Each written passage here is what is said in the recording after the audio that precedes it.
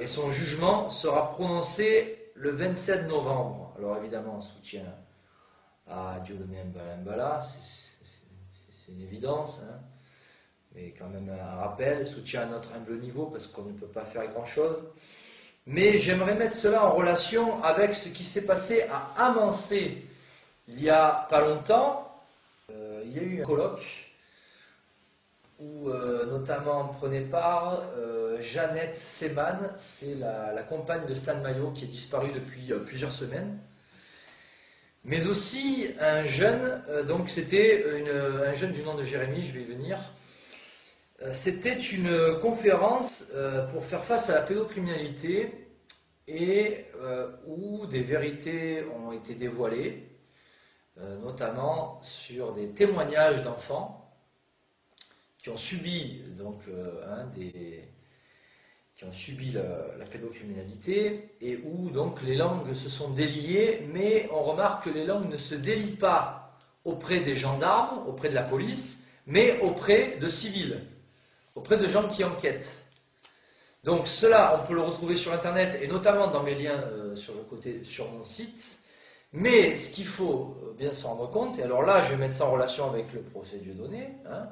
Donc Dieudonné qui fait face donc à la sacro-sainte Shoah, et eux qui font face, qui essaient de lutter avec leurs armes face à la pédocriminalité en dévoilant certains témoignages. Résultat des courses, Jeannette comme le jeune Jérémy sont actuellement emprisonnés à la prison de Saintes.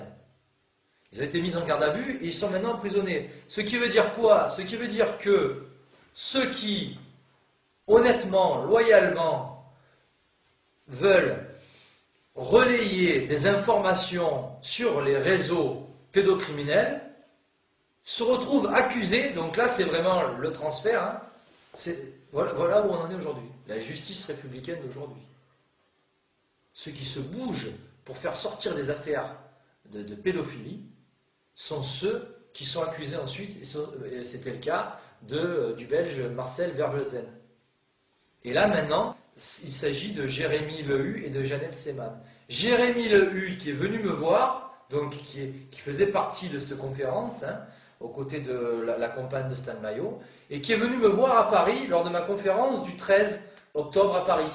Qui est venu me voir me prendre un livre, c'est le webmaster du site Souveraineté du Peuple, et qui a d'ailleurs fait un compte-rendu de ma conférence à Paris.